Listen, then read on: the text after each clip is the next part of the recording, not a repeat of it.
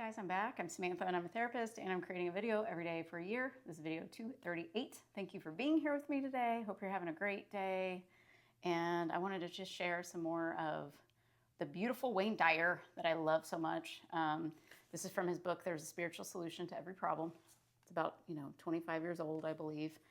And such great advice in this book. As I'm reading it, it's just, it's awesome. I'm probably going to talk about it a lot. But here's something you can use to kind of access more of spirit within you.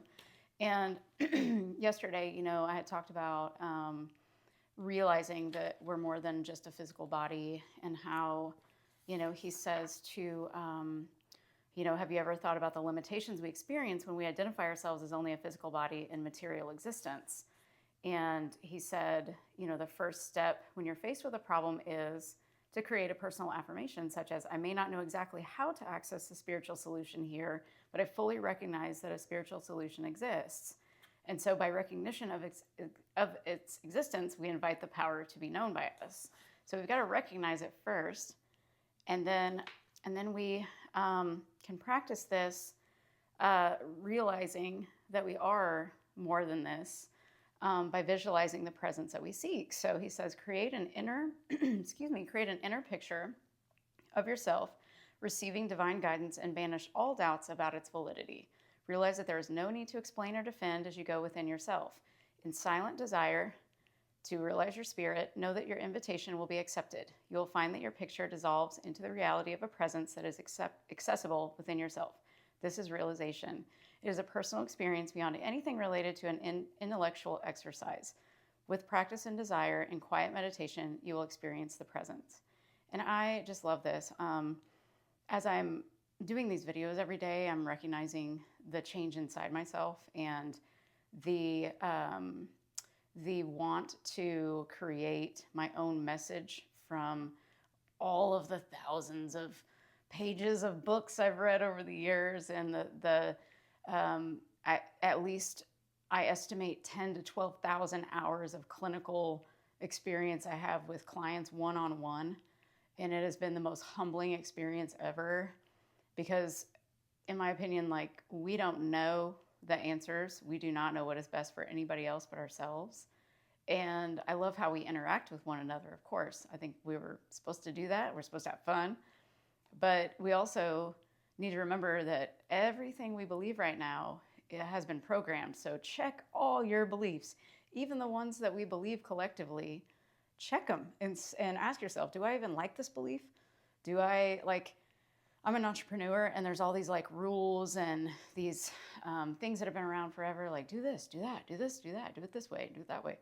And it's after a while, sometimes it becomes very overwhelming. So at some point, you got to decide, what do I want to believe? And then go with that and just do some action, because that's kind of why we're here, is to act, not just meditate, but we got to meditate and then act. And so that kind of shows the universe, hey, I'm doing my part, kind of a thing. And we learn as we act, of course, and we learn what's best for us. So there's just so many rules out there that I'm kind of a rule breaker, I guess. I'm wanting to disrupt the conventional way of thinking sometimes, depending on the person. So I'm just wanting to, with my videos, kind of get people to think differently, maybe just open their minds just a little more to the possibility that there are other possibilities. And that's really it. I don't want to be a guru or an expert on anything other than guiding people back to themselves and recognizing that there's more than what we've read in these books. There's just so much more. And so it's an individual experience. That's why I love how he said, what do you say? It is a personal experience beyond anything related to an intellectual exercise. So I think we intellectualize so many things, and we forget to feel more and create this individual experience that could change our lives. And so, I don't know, we just think too much, and we doubt ourselves too much. We only think we're limited because we believe that for some reason. And we can believe that we're unlimited by shifting the way we see ourselves and the way we see how we interact with the world, and we can create anything we want. So it just requires this knowing of, hey, I can go within myself at any point and start feeling these things. And so, create an inner picture of yourself receiving divine guidance and banish all doubts about its validity. So this is just another practice you can do. I heard someone, I always say this in all the videos, I heard someone, I can never remember who I hear, but it was somebody talking about going within yourself and creating this council of, your favorite mentors that have passed on, and you're at this big table and you're having an Algonquin round table type of a thing with each other. And they're just kind of giving you advice. You go around the table, talk to each person and see what they say. And this is kind of what it is. And the same kind of practice. It's like, don't doubt its validity. Just go with it. See what happens. It's like a little meditation you can do. And then, the practice of, I love the one that Neville Goddard talks about like picturing someone congratulating you for whatever it may be. You won an award, you won the lottery, you got the job you wanted, you got married, whatever the case is, and actually see and hear someone congratulating you and feel the feeling of that.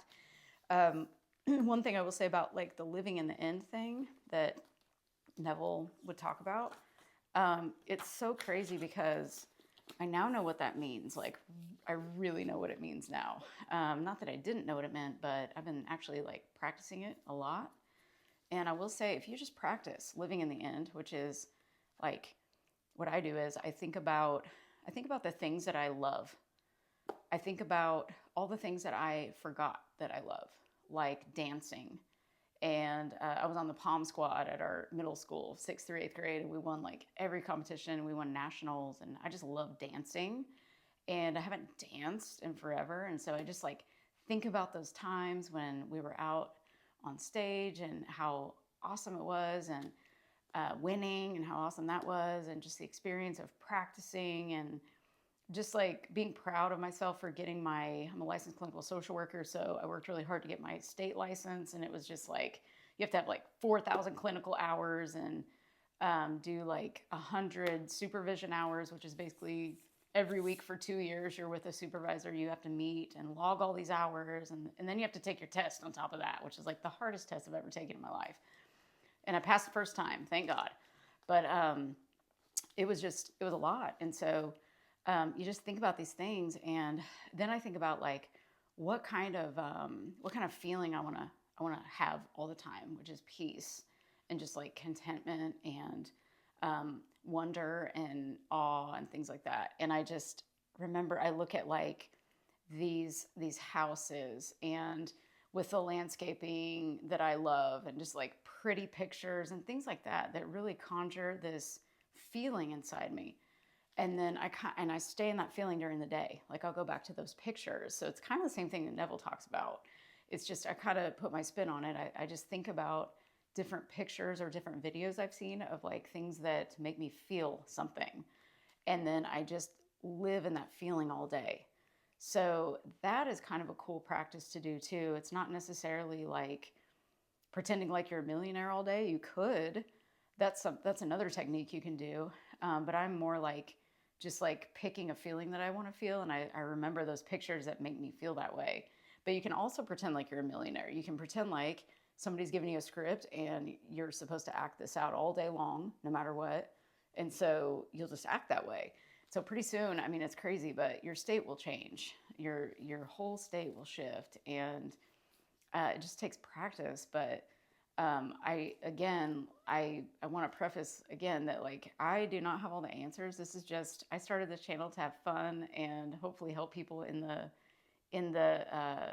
during the experience, and for me to get comfortable on camera, and get over my feelings of, I gotta stay silent and not share what I really think. And so this is what I think. I just think that we should never rely on just one book or one person or even a group of people. We should definitely take the gems, like I've said before, that we really resonate most with, and create your own framework for what works for you. It may not work for everybody, but you do what works for you. You experiment. I think that's why we're here too, is just to experiment and see what we enjoy, see what works best. And no one has all the answers. That's the thing. Like, you actually have all the answers inside of you. Just forgot.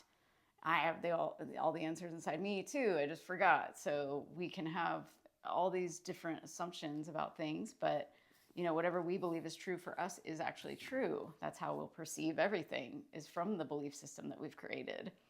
So you just want to check your beliefs, check your feelings, think about what you've been thinking about, and just create and generate these internal, mental states that you can actually practice. Say, I'm practicing this skill set. I'm accessing this internal place inside myself that I can go to at any time that I want to feel peace and love and joy. And I think that's what Wayne Dyer was really into. And I look at him like that. Like, he was just such a peaceful person. And just, obviously we didn't know him personally, but from what he showed on the outside to us in movies and different speaking engagements, he just seemed like he was so at peace. But I guarantee he had to practice that. And I believe in one of his books, like, he said he always had to practice it. So it's just it's a practice skill set that we build over time.